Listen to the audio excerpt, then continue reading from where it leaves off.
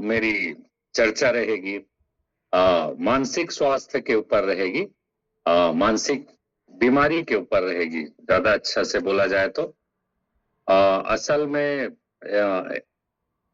हमारे जो समाज में है, या हम अभी जिस समाज में रहते हैं, या हमारे गांव की बात कर ली जाए, आसपास के क्षेत्र में मानसिक बीमारी को एक टैबू की तरह देखा जाता है, एक वर्जना की तरह देखा जाता है। अ, अच्छे नजरों से देखा नहीं जाता है। जबकि मैं इस क्लास में मैंने कई बार प्रयास कर चुका हूं कि जितने भी मानसिक बीमारियां हैं वो हमारे शारीरिक बीमारियों की तरह ही है। हम लोग जब शारीरिक बीमारी के लिए किसी डॉक्टर के पास जाते हैं तो कोई बुरी नजर से नहीं देखता है। जैसे अगर मेरे को बुखार हो गया या सर्दी हो गई या कोई और बीमारी हो गई और मैं बोलूं कि मैं डॉक्टर के पास गया था, तो हमारे मन में उतना कुविचार नहीं आता है। लेकिन अगर कोई बोल देता है कि मैं मानसिक बीमारी के लिए फलाना डॉक्टर के पास गया था, तो फिर लोगों की देखने का नजरिया ही बदल जाता है। तो इस नजरियों को भी मैं दूर करने की प्रयास करता हूं कि जितने भी मानसिक बीमारियां हैं उसको शारीरिक बीमारी की तरह ही देखा जाए, एक मेडिकल कंडीशन के रूप में देखा जाए तो ज्यादा अच्छा रहेगा। और इसीलिए इसी भय से हमारे समाज में, हमारे आसपास अगर मानसिक बीमारी किसी की को होती है किसी भी प्रकार की, तो डॉक्टर के पास जाने से या किसी के पास उस बात को शेयर करने से माने संकोच होता है। तो इस संकोच को भी दूर करने का प्रयास हमारे क्लास के द्वारा किया जाता है। कई बार मैंने कई मानसिक बीमारियों की चर्चा की है, जिसमें डिप्रेशन, एंजाइटी और बहुत सारे बीमारियों के बारे में मैंने विस्तार से बताया है। दोनों क्लास मिलाकर, वर्चुअल और फिजिकल दोनों में हमारा क्लास चलता है। वर्चुअल क्लास तो मान के चलिए कि ट्रेलर रहता है, इसमें उतना समय नहीं रहता कि किसी भी बीमारी को विस्तार पूर्वक बताया जाए, लेकिन जो सार बातें हैं उसको बताने की कोशिश रहती है। वैसे ही एक मानसिक बीमारी के बारे में आज मैं बताने जा रहा हूं, जो लोगों को मैंने पता ही नहीं रहता। असल में जितनी भी मानसिक बीमारियां हैं उसके बारे में बुरी बात यह है कि लोगों को पता ही नहीं रहता कि ये बीमारी है, और पता चल जाता है तो इलाज करवाने में भी मैंने बुरा लगता है लोगों को। तो ये जो मानसिक बीमारी है वो असल में बहुत ही तकलीफदायक होती है। लोगों को दिखता नहीं है, लेकिन जिसको होता है उसको पता चलता है। तो आज जिस बीमारी की मैं बात कर रहा हूं उसका नाम है ओसीडी। ओसीडी माने ऑब्सेसिव कंपल्सिव डिसऑर्डर। इसको मैंने छोटे संक्षेप में बताया है। ओसीडी के बारे में मैं अक्सर मैंने छोटे छोटे टॉपिक में मैंने बहुत बार चर्चा किया है, ऑब्सेसिव कंपल्सिव डिसऑर्डर। तो आज इसके बारे में ही विस्तार से चर्चा रहेगी। ये होता क्या है, या इसका अर्थ क्या होता है, ये होता क्यों है, इसके लक्षण क्या है, तो इसके लिए इलाज क्या है। जितना टाइम मिलेगा उतना मैं बताने की कोशिश करूंगा इस क्लास में। तो आज का टॉपिक रहेगा ओसीडी के बारे में, ऑब्सेसिव कंपल्सिव डिसऑर्डर। इसको आप इंग्लिश नाम में ही याद रखेंगे तो ज्यादा अच्छा रहेगा। कई जो हिंदी नाम है वो बहुत कठिन हो जाते हैं, तो हम लोगों ने कई इंग्लिश नामों को जैसे स्वीकार किया है, वैसे ही इस बीमारी के नाम को भी इंग्लिश के नाम में स्वीकार करना होगा और उसको ओसीडी ही बोलना होगा। हिंदी में जाएंगे तो माने इसका अर्थ बहुत माने लंबा चौड़ा हो जाता है। तो ऑब्सेसिव कंपल्सिव डिसऑर्डर होता क्या है, तो इसके नाम में ही छुपा है। इसके माने जो बीमारी का जो प्रकार है वो इसके नाम में ही छिपा हुआ है।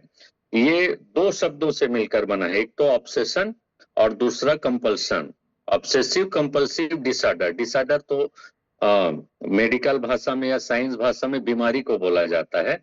तो ऑब्सेसिव कंपल्सिव डिसऑर्डर दो शब्दों से मिलकर बना है, ऑब्सेशन और कंपल्सन। ये भी इंग्लिश के शब्द है। ऑब्सेशन को आप हिंदी में अगर समझना चाहें तो ऑब्सेशन का मतलब हिंदी में होता है जुनून।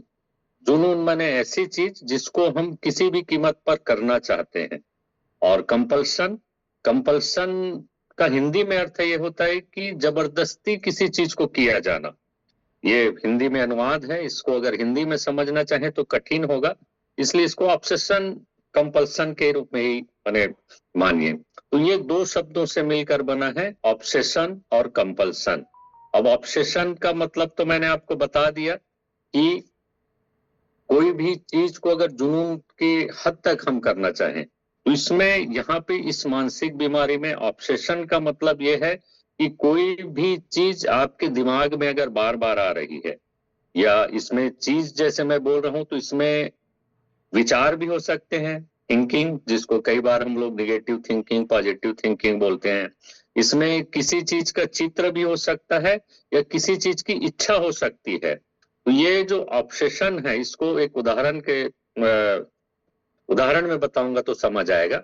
जैसे किसी को माने भ्रम हो रहा है कि उसके हाथ गंदे हैं, तो ये ऑब्सेशन हुआ, माने ये जबरदस्ती उसके विचार आ रहे हैं और लगातार आ रहे हैं, तो ये ऑब्सेशन हुआ।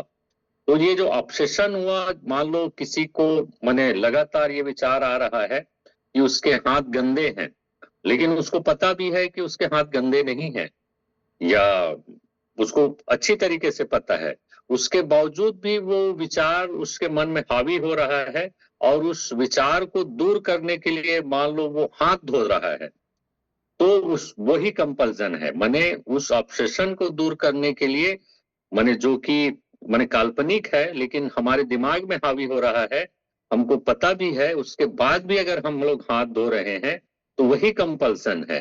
तो ये यही एक माने ये बीमारी कई तरीके से हो सकती है। ये मैंने एक उदाहरण दिया कि किसी को माने अपने हाथ गंदे होने का विचार आ सकता है, किसी को कोई और विचार आ सकता है।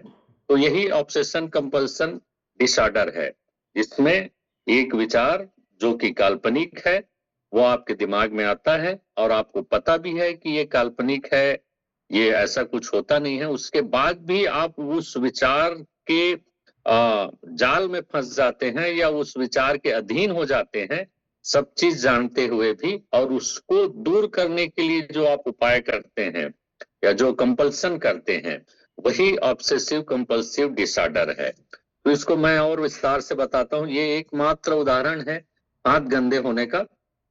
तो असल में अब ये जो विचार है वो तो माने किसी को भी आ सकता है, तो इसमें इसको बीमारी कैसे माने, ओसीडी को बीमारी कैसे माने। मान लो किसी को कोई निगेटिव विचार आ रहा है, या कोई भी विचार जो कि सही नहीं है, काल्पनिक आ रहा है, तो ये बीमारी कब बन जाती है, माने कब इसको बीमारी माने।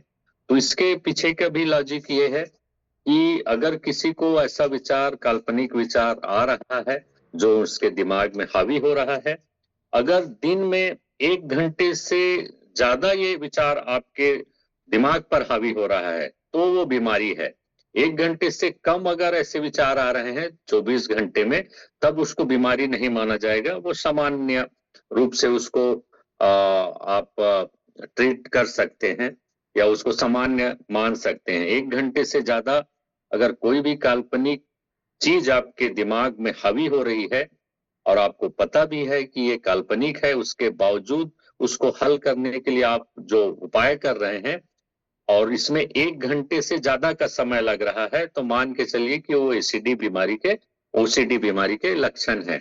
इसमें आप ये भी तय कर सकते हैं कि क्या इस माने विचार से या इस काल्पनिक विचार से आपके दिनचर्या में माने बाधा उत्पन्न हो रही क्या। आप जैसे कोई भी काम कर रहे हैं, जैसे आप स्टूडेंट हैं या दुकान वाले हैं या खेत में काम करने वाले हैं या किसान हैं, अगर आपके इस नित्य कर्म में अगर वो विचार बाधा बन रहा है, आपके काम करने में बाधा बन रहा है, तब भी ये ओसीडी के ही लक्षण है, ओसीडी इसको माना जाए।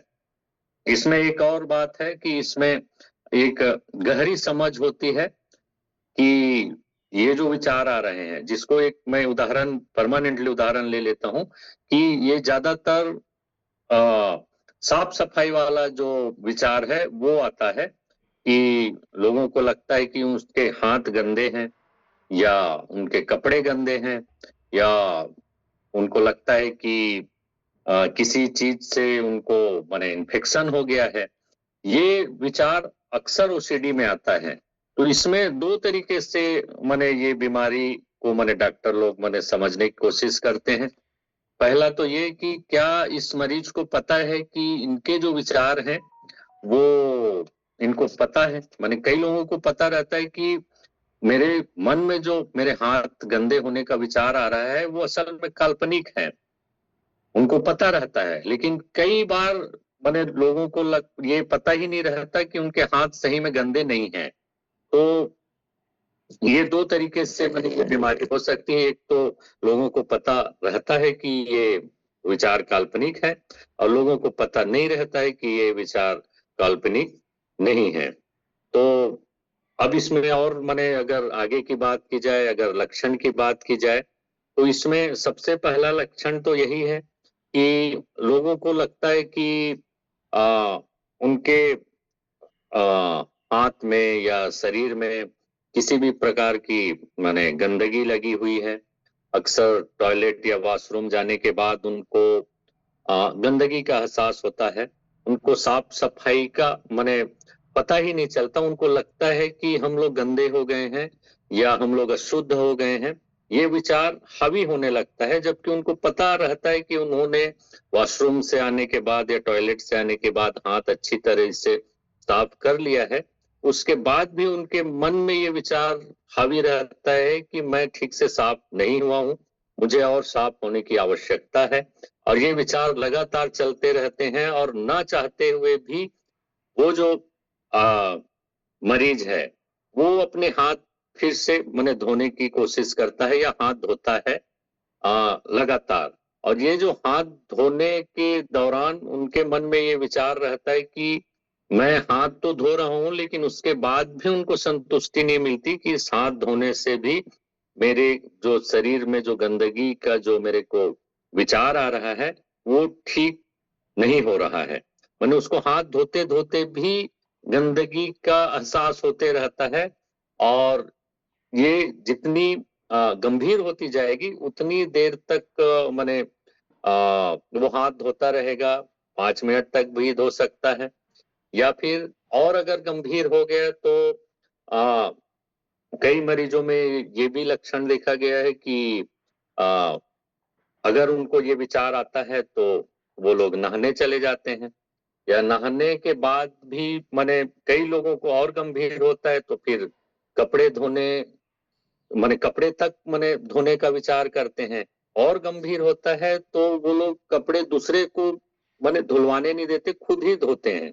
तो ये माने अलग अलग माने गंभीरता के कारण माने अलग अलग माने लक्षण आ सकते हैं। इसमें उनको डर भी हो जाता है कि मेरे कारण मेरे परिवार के लोगों को या मेरे जो परिचित हैं उनको नुकसान ना हो जाए मेरे अशुद्धि के कारण।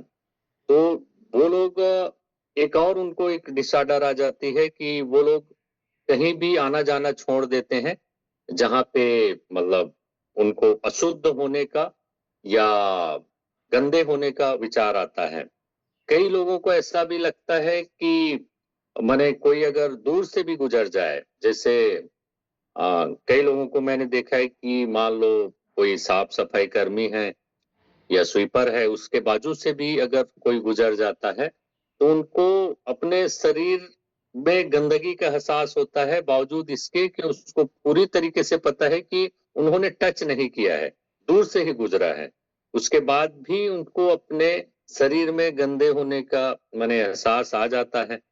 तो ये ऑब्सेसिव कंपल्सिव डिसऑर्डर का एक लक्षण है। दूसरा लक्षण इसमें आता है कि मेरे कारण किसी को नुकसान ना हो जाए, या फिर वो लोग माने जैसे किसी को लगता है कि कोई दुकान वाला है तो उनको लगता है कि उन्होंने ताला ठीक से बंद किया है कि नहीं किया है।